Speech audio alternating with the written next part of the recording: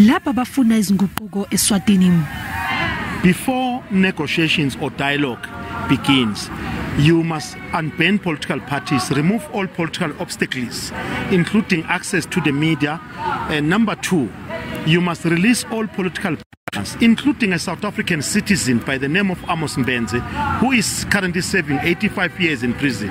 I-ANC ebihola lombhikisho ithi kufanele uhulumeni waseSwatini alalele abantu bakhe asebephelelwe isineke. Conference resolutions of the ANC has always stood on the side of the oppressed of the world, and Swaziland is part of those, and we are here to stand in support of the people of Swaziland to call upon democratic reforms. Abantu baseSwatini bathi angeke badikibale ekuloleni inkululeko.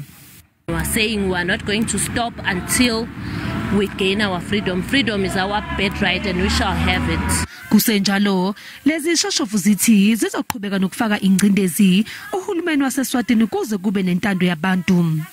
Bathi bayaseseka isinyathelo seSADC sokuzama ukuletha ukuthula eSwatini.